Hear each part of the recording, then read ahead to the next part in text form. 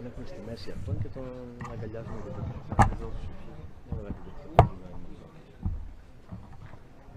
κάθε ένα λεπτό να μπαίνει. Ναι.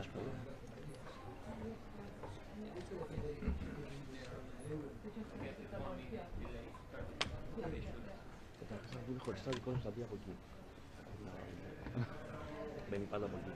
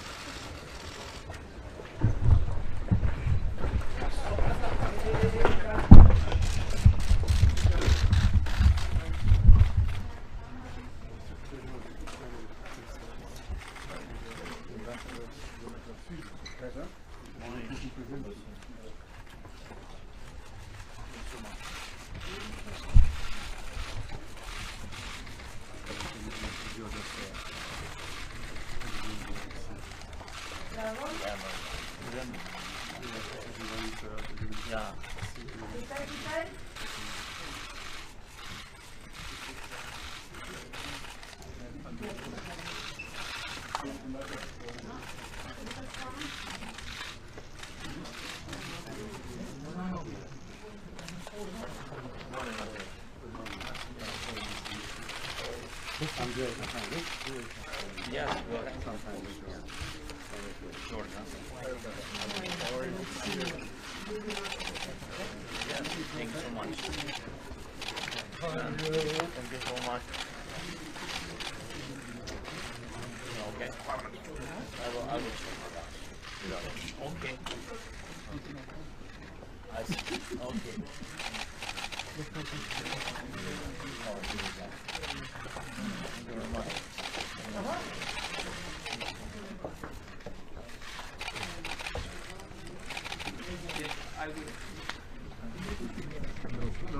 Seu golob, faz. Wait. Thank you so much. Not bad. Hello, my friend. Tanas. How are you? Thank you so much. How are you?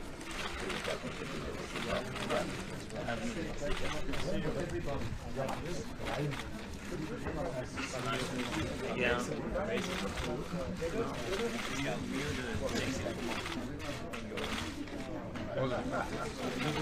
Welcome. Thank you so much. Haben es auch nicht. Ich zeige das Restaurant. Thank you so much.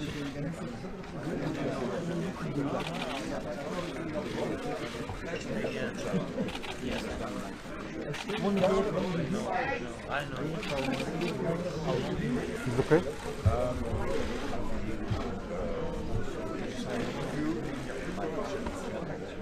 I know. All the best.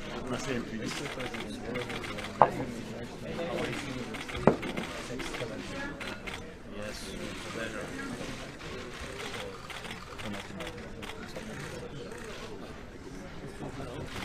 How are you?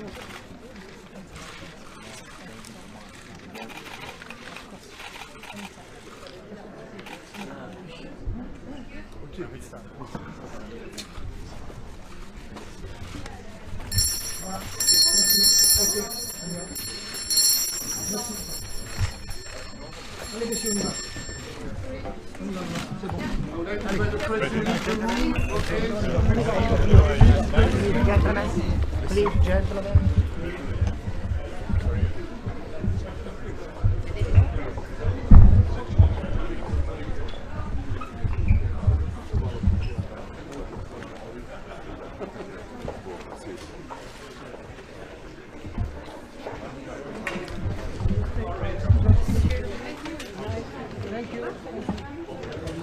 Imaš album? Kažem, cijeli album imaš sad.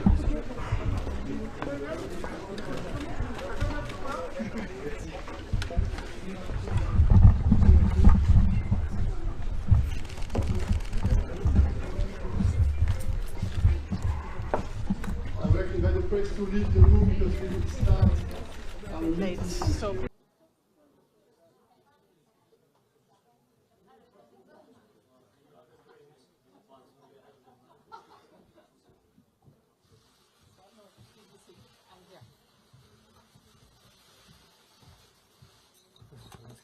Thank you so much.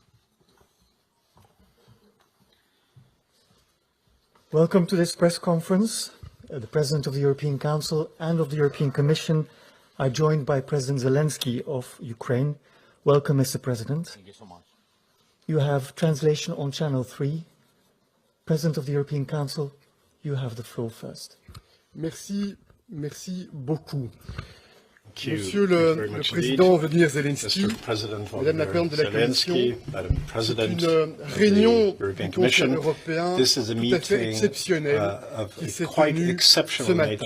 C'est une réunion dans le cadre de laquelle nous étions nombreux à ressentir une émotion particulière, parce que chacune et chacun nous nous souvenions de ce Conseil européen extraordinaire, exceptionnel qui s'est tenu le 24 février dernier, quelques heures après le déclenchement d'une invasion générale de la Russie contre l'Ukraine, et au cours duquel, Monsieur le Président, vous aviez adressé de manière virtuelle les 27 chefs d'État et de gouvernement, et chacun se souvient des mots glaçants que vous aviez adressés, étant à ce moment-là dans le doute sur votre sort personnel dans les heures et les jours qui allaient. Cette réunion du 24 février dernier a marqué probablement un tournant dans l'histoire de l'Europe, parce qu'il y a eu immédiatement cette compréhension de la part des Européens, de la part des 27 leaders européens également, parce que nous faisions face à un nouveau chapitre dans l'histoire de la sécurité sur le plan européen, et ça nous a amené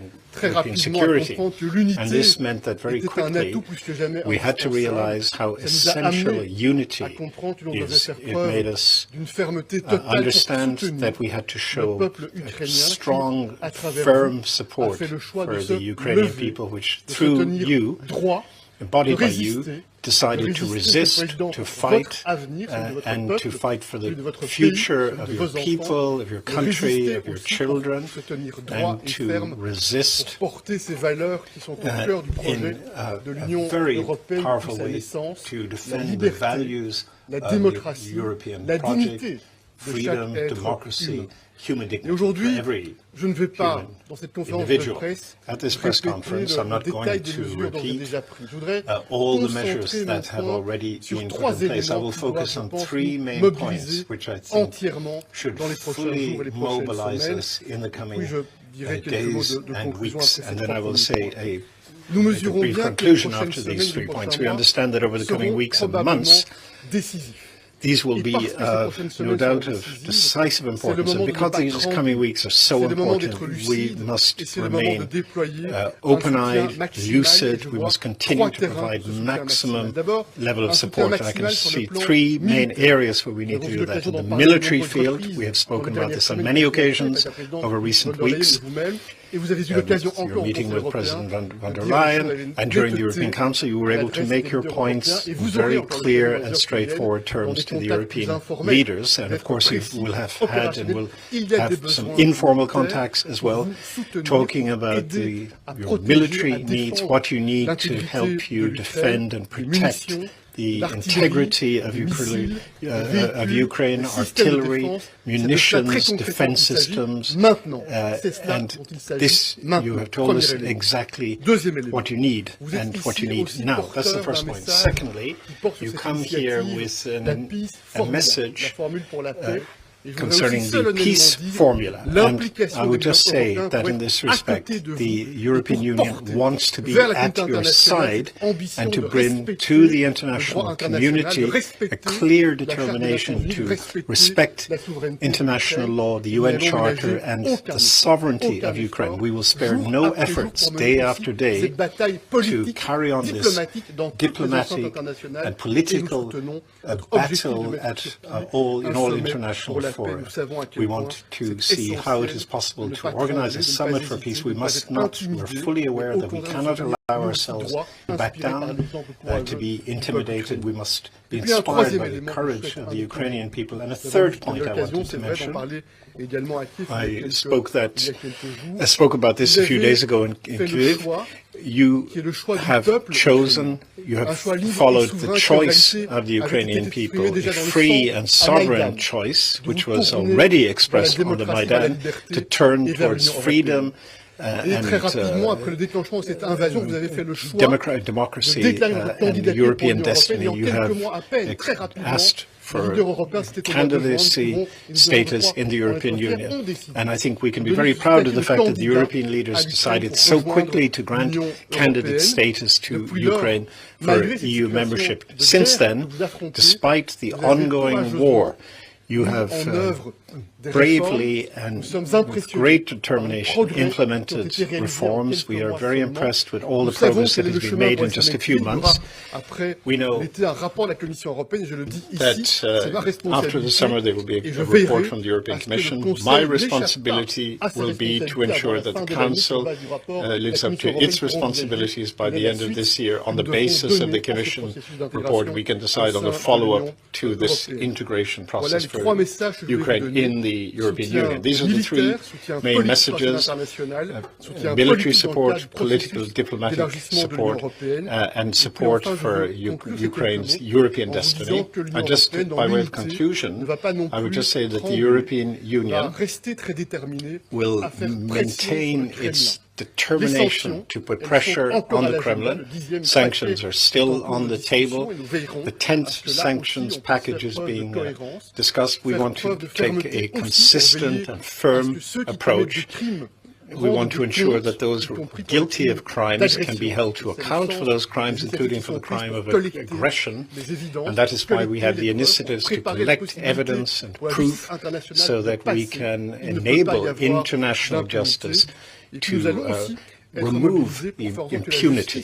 In this respect, we want to ensure that we can also take the appropriate measures with regard to the frozen assets. It is only fair that these frozen Russian assets be used to rebuild Ukraine and to provide fair compensation to Ukraine.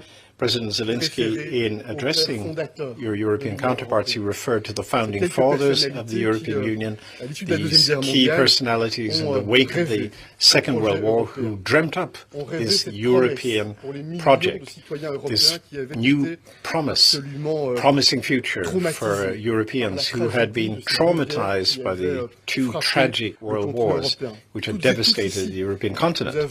All of us here, through our families, our parents, our grandparents who lived through the horrors of the Second World War, they saw the European project, peace and prosperity, as the key to a better future. These are the key to our European project. And our generation, your generation now have come together around this common goal, this common destiny. We need to take the right decisions to ensure that peace and prosperity can remain the key values of the European project.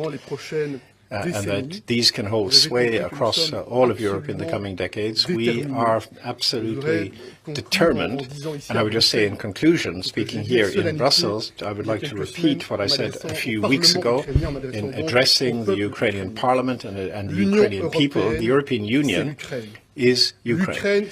Ukraine is the European Union. The European Union is our common home, and we will mobilize all our efforts to keep this promise. Slava Ukraine. Vive l'Europe. Merci à vous. Long live Europe. Thank you, Mr. President. President Zelensky, you have the floor. Шановний пане президенте Європейської ради Шарлі, шановна Dear пані Mr. President президент of the European Єврокомісії, Council, dear Ursula, шановні dear присутні, шановні ladies and журналісти, gentlemen, dear journalists. сьогодні Meine Damen und 351 Herren, день Today цієї війни, is і сьогодні в Брюсселі 361st на day. честь українського народу, на честь нашої держави, українських воїнів, лунав наш We національний have had the national і слова anthem підтримки для України. and the support Для of України, яка Ukraine бореться, today. яка Ukraine is зможе fighting. захистити свою Ukraine незалежність, can protect нашу спільну its independence європейську свободу. and the Пане European президенте freedom. Шарлі, я дякую Dear тобі Charles, за dear запрошення President, thank you very взяти much участь в for засіданні inviting me. Європейської ради. Thank you very І це much for абсолютно, allowing me to я take вважаю, part in the meetings, and I feel it's only fair that Ukraine takes part in the meetings of the European leaders. The Ukrainian language is part of the European discussion. Ukrainian language is part of the European Parliament, and that is a part, indeed, of the European practice, when Ukraine will be a part of the European Union.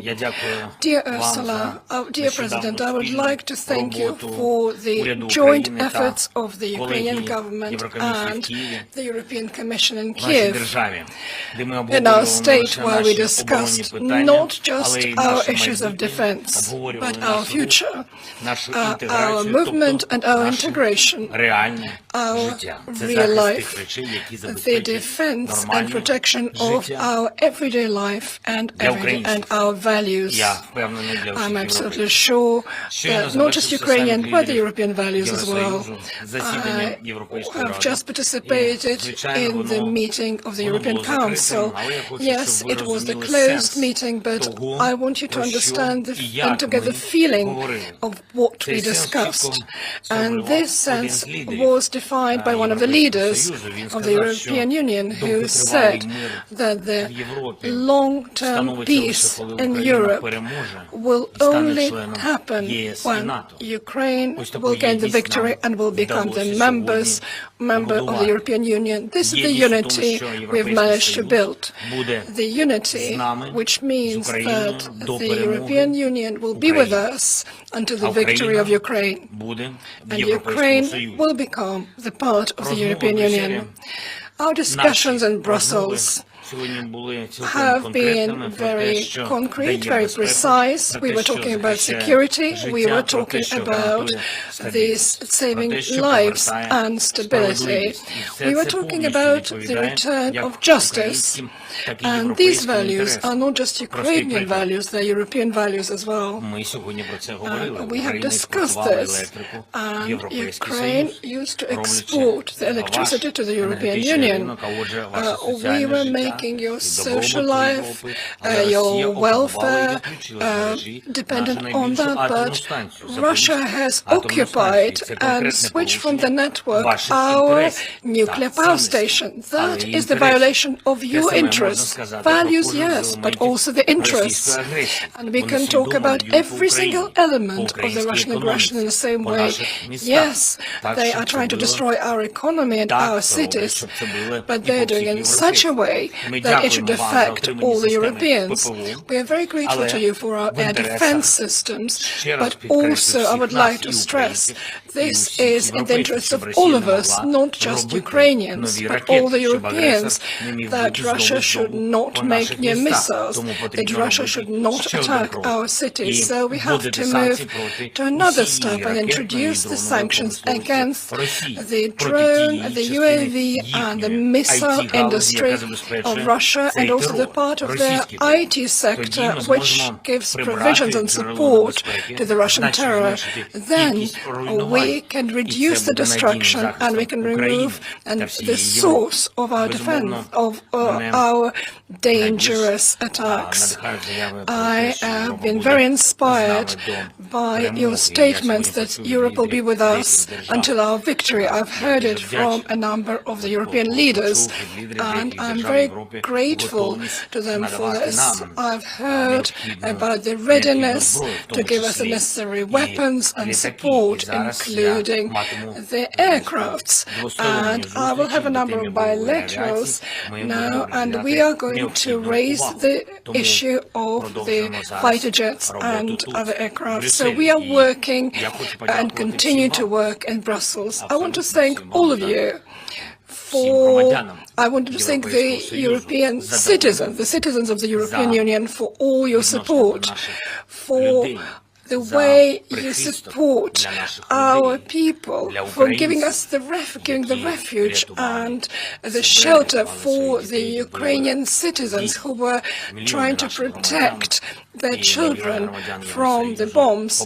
Millions of our citizens are now supported in Europe. And I hope that your citizens could see that the European values are real. Thank you very much for this. Thank you for everything, friends. That's the only way I can address you, friends. Thank you, and glory to Ukraine.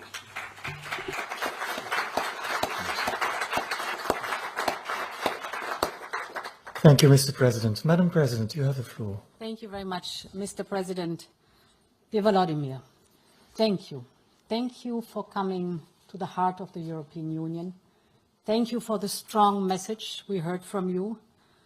Your fight is a fight for independence, for democracy, for a free Europe. And I did not only hear your strong and powerful message in the European Parliament, but also here in the European Council. And I heard your urgency. We all heard the urgency of your call to support Ukraine now. You spoke in a very moving manner about and praising the European way of life. And you added that Ukrainians want to come home to this European way of life. And indeed, today, you see we are one family, we have one vision, and family members help each other. You can count on us. We will continue to provide our full support now to sustain your people through this atrocious war and for the future. Ukrainians are giving their lives for a free and independent Ukraine. They are fighting for the respect of our common values. And we know that we can never match the sacrifices Ukrainians are making every single day. But we can stand up for you. One figure that puts it into perspective is 67 billion. 67 billion of support we have mobilized in the last 12 months, from budget support to fast recovery, from energy supply to military capabilities, from humanitarian aid to refugee support, and we must do more. This, I think, is also the urgency we took away today as a message from you, and we must do more. We are supporting Ukraine to win this war, and we are making sure that Ukraine wins the peace that will come. It must be a just peace. We fully back your peace formula, dear Volodymyr. The European Union is working with its partners to support Ukraine across the 10 points of your peace formula, from economic security on nuclear safety, food security, energy, among others. And we will work hard to ensure the broadest possible global support for it. A just peace also means accountability. And this brings me to my second point. Russia must pay for the destruction caused and for the blood spilled. In the next days, we will propose the 10th package of sanctions. First, we will impose sanctions on a number of political and military leaders. But also, dear Volodymyr, we listened very carefully to your messages when we visited you last week in Kiev. We will target Putin's propagandists because their lies are poisoning the public space in Russia and abroad. You were insisting on that. We hear you. We will follow up, and we are going after them. Secondly, the package will include additional exports ban worth more than 10 billion euros. This will further starve Russia's military machine and continue to shake the foundation of its economy. And the international community is also working hard to ensure that justice is served. 3 steps are important. The first one is that we collect and store evidence of the crimes being committed. We have already started. The second step is to have prosecutors work together. For that, we are setting up the center in The Hague. And the next step is to set up a tribunal. Here, the discussions are ongoing about the exact structure, but I assure you, Volodymyr, we have the political will to hold the perpetrator accountable, including for the crime of aggression. And there is the political will, so we must find a way. Finally, on our common future, Ukraine's youth is fighting for their sovereign country. Too many are paying the ultimate price. But their dreams live on. Dreams of a new Ukraine, not only free, democratic and European, but also fair and green and prosperous. We are already laying the groundwork. We have built the reconstruction platform, which has gone live now. Our partners start seconding experts to the Secretariat, which we are hosting in Brussels and in Kiev. The response to our call is amazing. Our cities are joining too. 36 European cities from Vilnius to Venice will work with 10 cities in Ukraine like Kharkiv and Kiev. This is the living proof of the enormous support you have all over the European Union. And as you said, every single person counts. You said it very powerfully in the European Parliament. It's us, the politicians, yes, but every single person in the European Union counts to contribute to support Ukraine. Ukraine is advancing on its European path in an impressive manner. Accession is a merits-based process, and your track record shows that you are able to deliver fast and of high quality, even as you fight an aggressor, even as you are at war. I hear Ukrainian people so often speak about their hopes. They want their children to grow up in the European Union. And this hope gives them the strength to cope with this horrible war. Dear Volodymyr, between now and this bright future, there may be a hard road to tread. But rest assured that we will be with you along every step of the way. Let's turn Ukrainians' dreams into reality, into the European way of life. And since the beginning of my mandate, I have concluded every single speech with the words, "Long live Europe." Since 1 year, for a good purpose, we add to the term "Long live Europe" always "Slava Ukraine." Thank you so much. Thank you, Madam President. We'll take a few questions first, but from the Ukrainian media. Zoriana, you're on Radio Free Europe. Good afternoon, everyone. So obviously, my first question is to Ukrainian President. So if you don't mind, colleagues, I will switch into Ukrainian language. Volodymyr Alexandrovich, dear Volodymyr, we have seen the result of your visit to Britain. After this, the British Prime Minister has announced the training for Ukrainian pilots, so that by the time Ukraine could potentially get the fighter jet, they would be trained and prepared. That was quite a concrete announcement. And when you met in Paris with the German Chancellor and French President, there were no concrete promises. Does it mean that they were not announced publicly or they didn't happen? So perhaps you could share those decisions with us. And also, you've had the meeting with 27 leaders of the European Union and also the representatives of the European institutions. We understand that your priority was indeed to find a breakthrough solution for the Ukraine to get the fighter jet and also long-range missiles. Has Ukraine got any closer after this meeting? That was the question to the Ukrainian President. President of the European Commission, I would like to address you.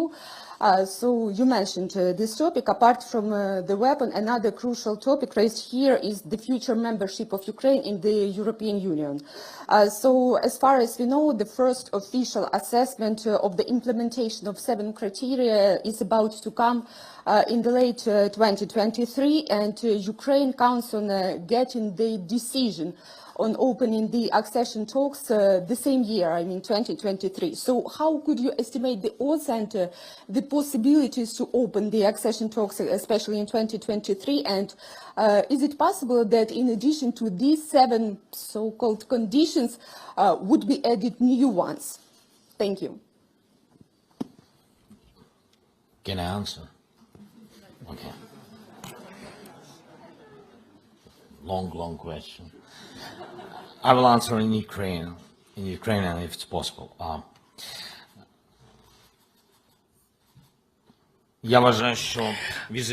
think that our visit to London has achieved results, and we have moved towards the solutions concerning the long-range missiles and the training of our pilots. Yes, indeed, that is an important road to getting the fighter jets what we need. Also, there are certain agreements which are not public but are positive.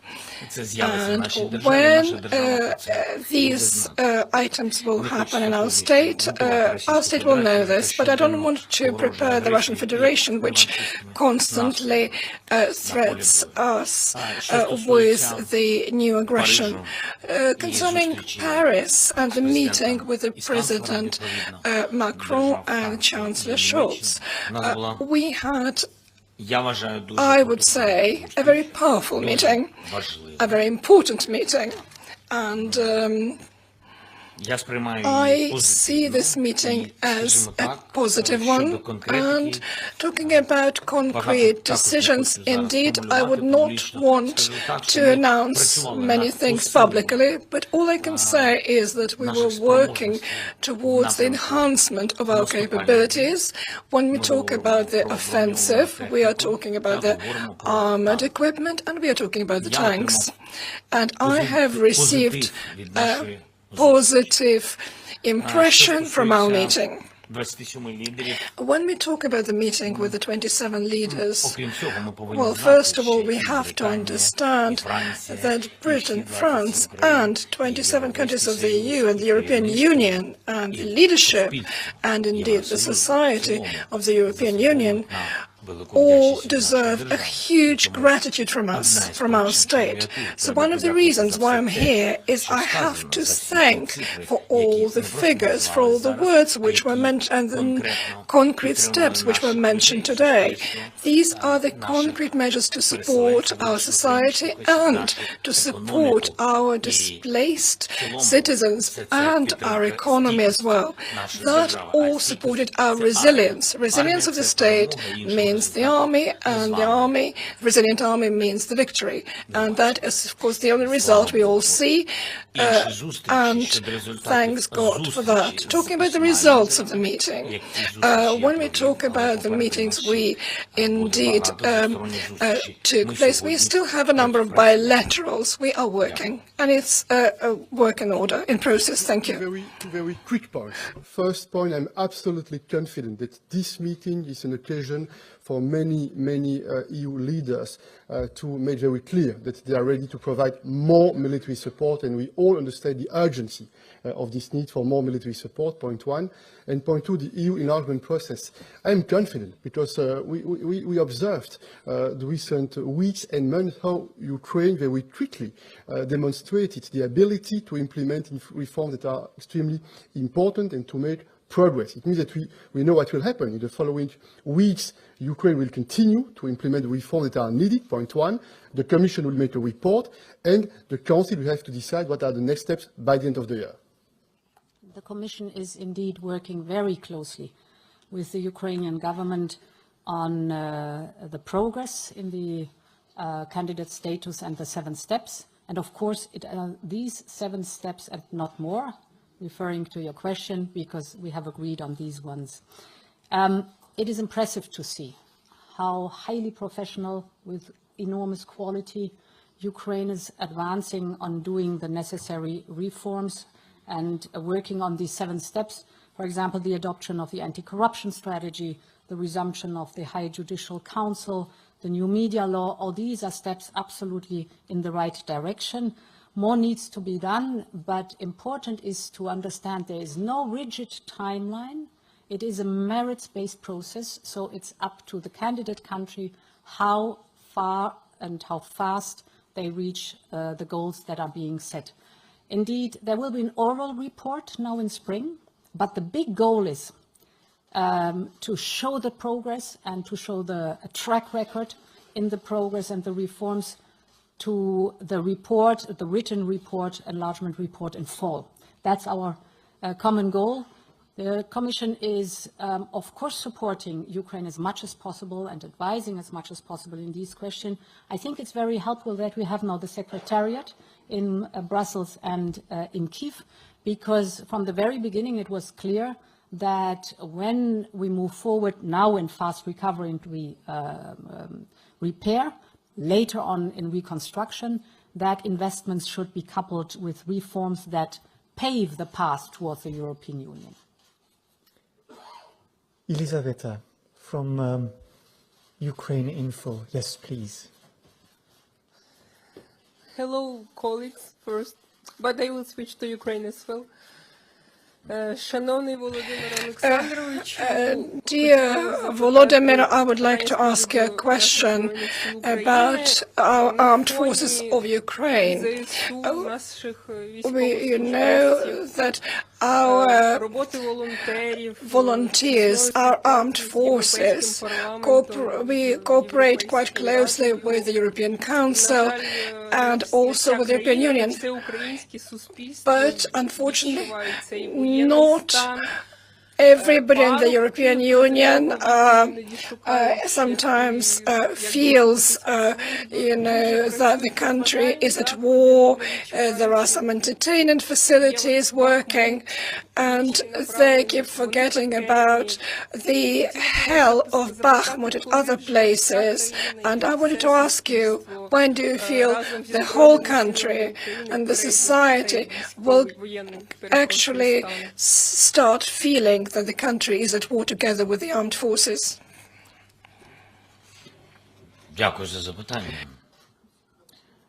Thank you very much for this question. I think we shouldn't mix everything together. It's very difficult to wage war for such a long time. And we are very, very grateful to armed forces, and not just those who are on the front line, but of course we are very grateful to them because they're giving their lives, but also those who are waging war, working not just on the front line, they work, they have to pay taxes, people are supporting the army.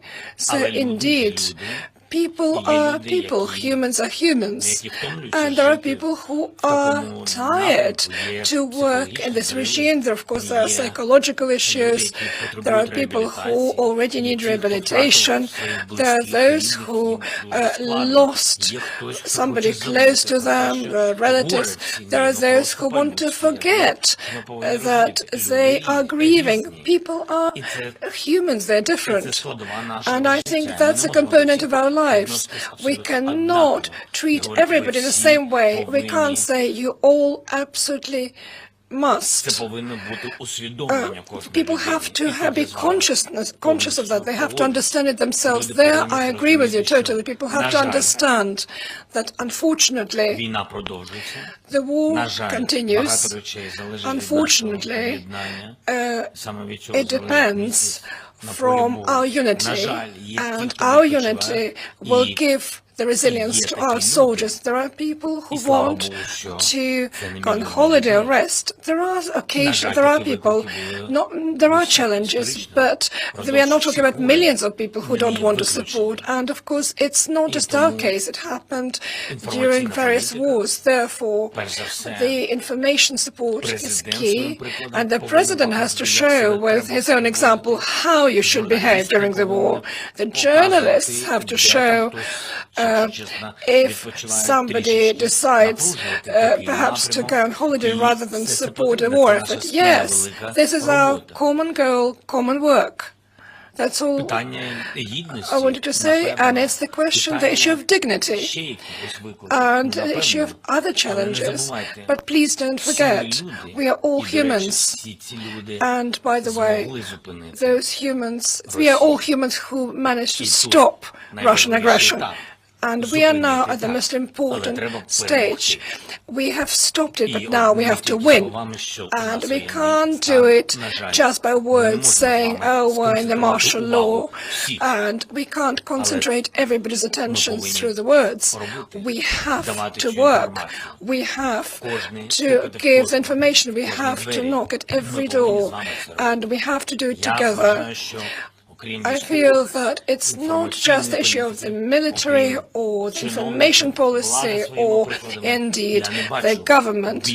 I think these are the key steps.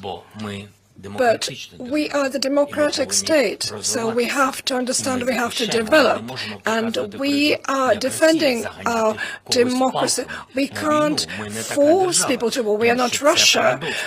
That is the paradox. We are fighting for the European values. We want to be the member of the European Union. So even when we fight, we have to fight with dignity and with those values. Thank you. Mattia from ANSA.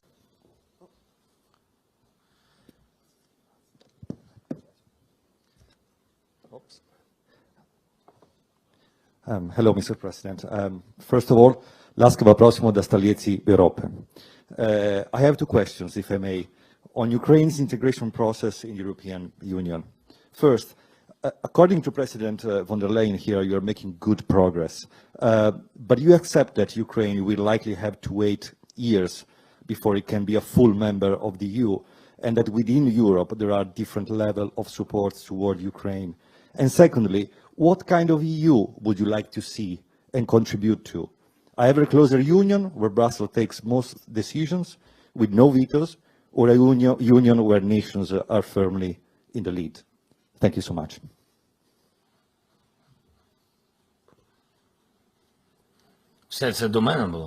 Was it all to me? Or all these questions were for me? No, really, I'm asking because I had translation, so I didn't hear. Everything is for me. I'm very welcome in Brussels. I think.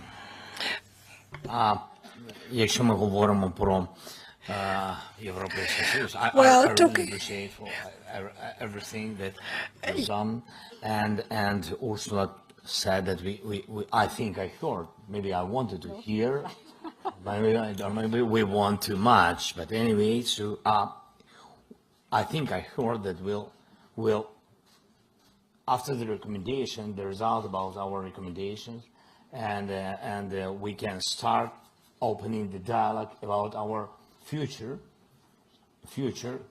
or in EU. Yes, and my question is to everybody.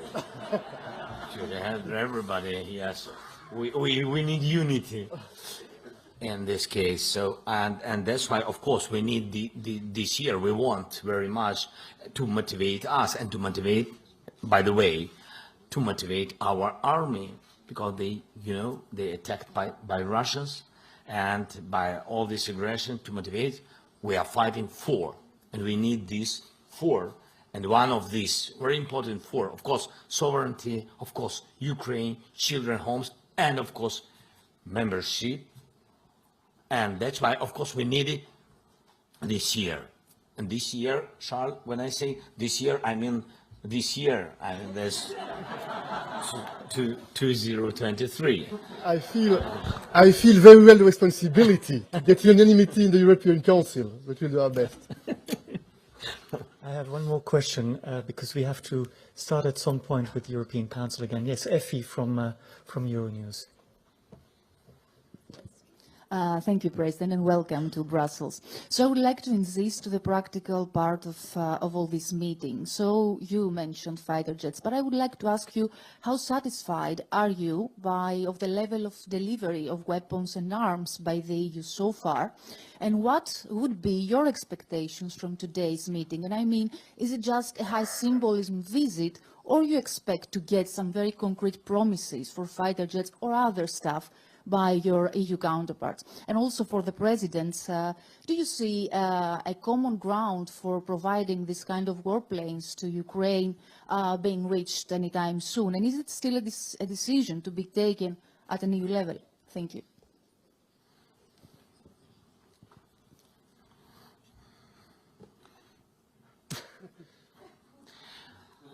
Thank you very much for the question.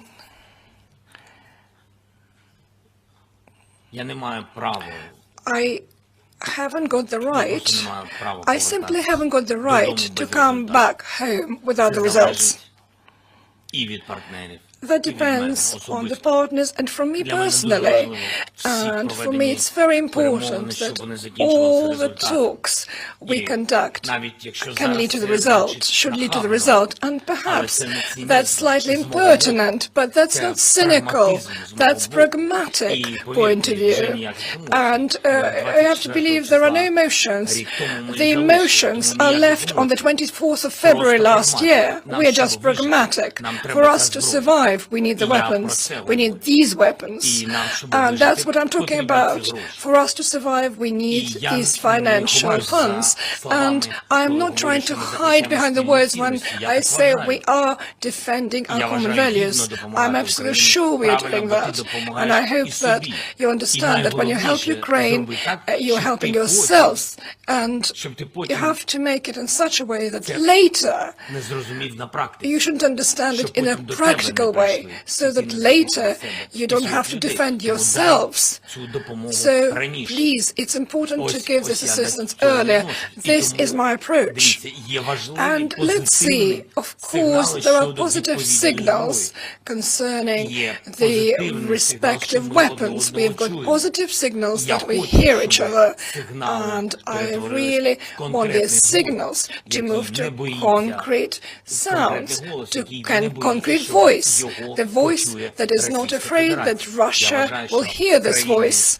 And I'm absolutely sure that the countries of the European Union during this year moved from doubts, but have significantly moved to a more grown-up approach, more powerful approach. We need your powerful voice. We need your powerful, concrete support. Un mot très rapidement. Dans les heures qui ont suivi cette agression généralisée du 23 et du 24 février, dans les heures qui ont suivi, l'Union européenne a pris une décision historique pour l'Union européenne. C'est la délivrance pour la première fois dans l'histoire de l'Union d'armes à l'Ukraine. Et je n'oublierai pas nos appels téléphoniques le vendredi, le samedi matin qui ont suivi ce Conseil européen et cette attaque par la Russie, et le moment où en quelques heures, les 27 chefs d'État et de gouvernement ont donné leur mandat au ministre de la Défense pour délivrer des armes.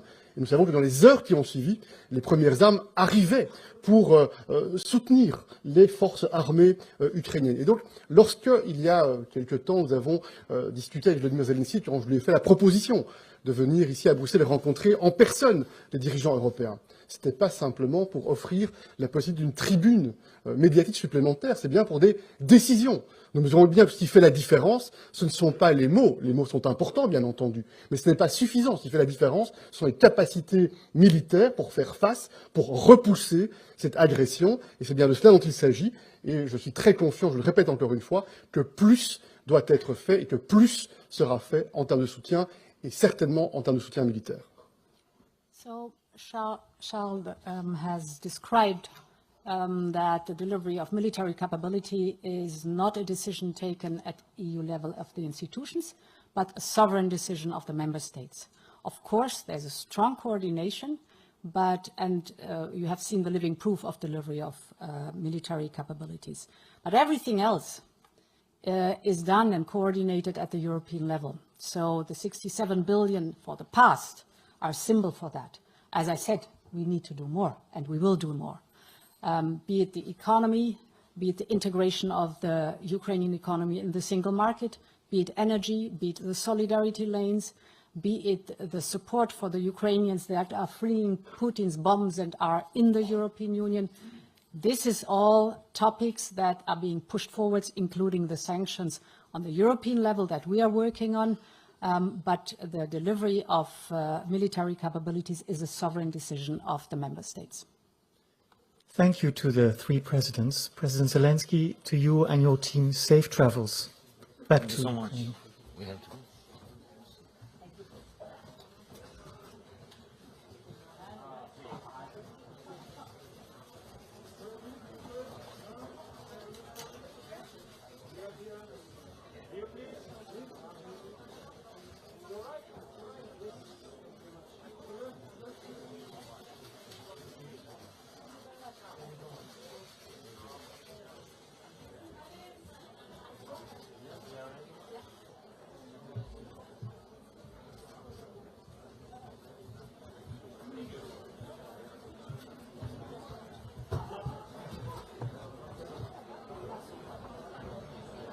没看过这样的莎莎，原来运动帽戴起来可以那么性感。